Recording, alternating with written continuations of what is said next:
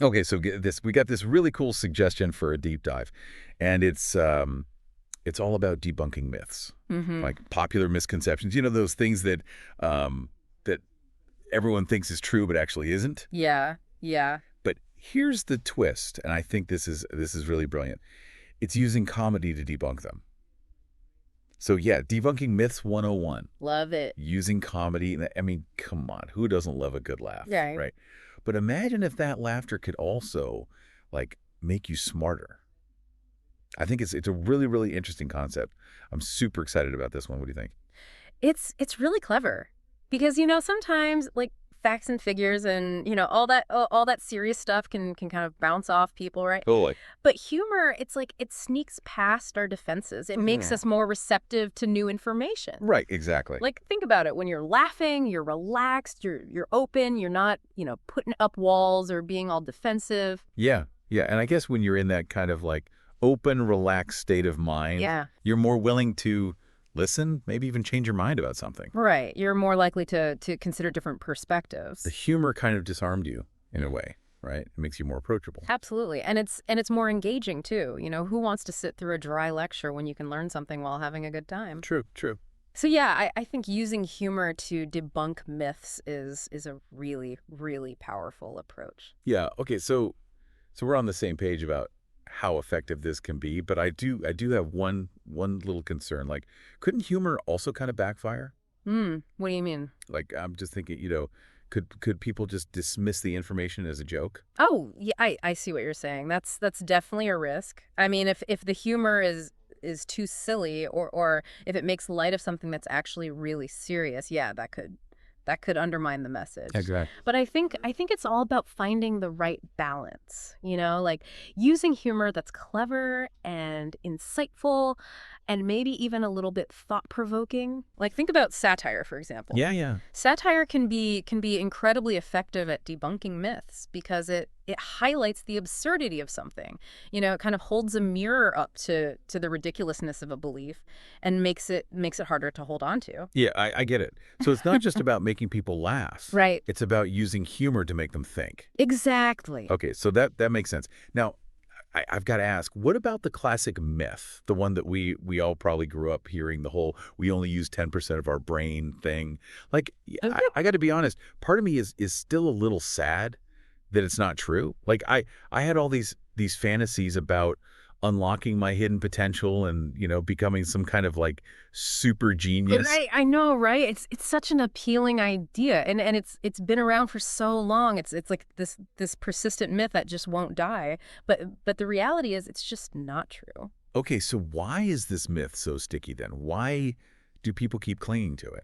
I think it's partly because it taps into our desire for self-improvement. It kind of feeds this belief that we all have this vast untapped potential just waiting to be unlocked. Yeah. Like we're all just scratching the surface of our abilities. And it's also, I think it's also partly because the brain is so complex and mysterious. We still don't fully understand how it works. So it's easy to believe that there are these hidden depths that we're not using. So how do we debunk this myth then? Like how do Yeah. we convince people that they are in fact using all of their brains? Well, I mean, I think we can start by explaining that the brain is constantly active even when we're not consciously thinking about anything. Right, even when we're sleeping. Exactly, That's right. exactly. Like different parts of the brain are always working together to keep us alive and functioning. It's like a complex orchestra with all these different instruments playing their parts. And if you were to suddenly only use 10% of that orchestra, well, the music wouldn't sound very good, would it? No, not at all. And the same is true for the brain. If we were only using 10% of it, we wouldn't be able to do all the amazing things that we do. Okay, so that's the science side of it. But how do we bring in the comedy? Like how do we make this debunking fun and memorable? Well, I think we could use humor to kind of illustrate the absurdity of the myth. Like imagine a skit where someone's trying to live their life on only 10% brain power. Oh, I love that. Right. They can't remember their name, they keep bumping into things, they try to make breakfast and end up burning the house down.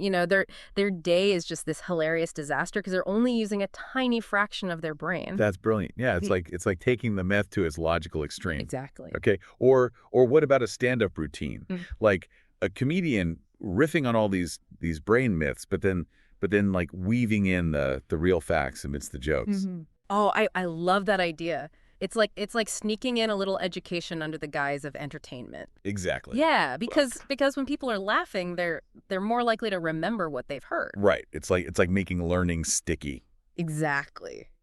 So we've got the Debunking Myths 101 idea, we've got the 10% brain myth, and now I'm thinking this goes way beyond just this one myth, right? Like this idea of using comedy to debunk myths, it speaks to a much larger issue, which is misinformation. Oh, absolutely. We live in a world where false information spreads like wildfire, especially online. It's so easy for myths and rumors and conspiracy theories to go viral. Right. And it can be really hard to sift through all that noise and figure out what's true and what's not. Totally. Yeah. And that's why critical thinking is so important. Like we need to be able to question our assumptions, evaluate the information we're presented with, and not just blindly believe everything we see or hear. Right, exactly. We need to be skeptical, but also be open to new information. Yeah. It's about finding that balance between critical thinking and a willingness to learn. And maybe humor can help us do that. Like maybe humor can make critical thinking itself more appealing. I think you're onto something there. Yeah. If we can make people laugh while encouraging them to question their assumptions and to think critically about the world around them, that's a win-win. Absolutely. Yeah. Okay, so to bring it back to our listener who sent in this amazing idea, what other myths are you encountering that you think could benefit from a comedic debunking? That's a good question.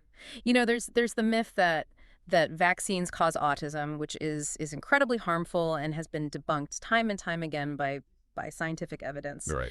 There's the myth that climate change isn't real, which is another dangerous one that we need to address. Yeah. I mean, there are so many out there. It's almost overwhelming. It is, but I think the key is to focus on the myths that are the most harmful, the ones that are having a real negative impact on people's lives. And to think about the specific audience you want to reach, like what kind of humor would resonate with them. Exactly, because humor is not a one-size-fits-all kind of thing. What one person finds funny, another person might find offensive. Yeah. So it's important to tailor the humor to the audience. Okay, so what are some different types of humor that could be used to debunk myths? Well, I mean, we've already talked about satire, which is great for highlighting the absurdity of something. But there's also parody, which is kind of like a humorous imitation of something. Yeah. So you could create a parody of a news report, for example, where you're presenting a myth as if it were factual, but in a way that's so over the top and ridiculous that it becomes clear that it's not true. I like that. And there's also like observational humor, right? Oh, yeah. Like finding the humor in everyday situations that are related to the myth that you're trying to debunk. Right. It's about finding the funny side of things, even when you're dealing with serious topics. Okay, so it sounds like we've got a whole toolbox of comedic techniques that we can use to debunk myths. And I think the most important thing is to just be creative, to experiment and see what works. Absolutely. And to have fun with it. Because at the end of the day, humor is supposed to be enjoyable. Right. So if you're not having fun debunking these myths, then what's the point? Exactly. Okay, so to our listener out there who sent in this awesome idea, we want to hear from you. Yeah? What myth are you going to tackle with the power of laughter? Yeah. And what kind of humor are you going to use? Send us your ideas, and maybe we'll feature them in a future deep dive. Yeah, that'd be great. This has been a really, really fun deep dive. We've gone from this seemingly simple idea of using comedy to debunk myths to exploring critical thinking and misinformation and the power of humor to shape our understanding of the world. Yeah, and I think it all comes back to that idea that that laughter is the best medicine. You know, it can heal us, it can teach us, and it can bring us together. And sometimes it can even make us smarter. Absolutely. Okay, that's it for this deep dive. Thanks for listening. We'll catch you on the next one. See you then. Bye. Bye.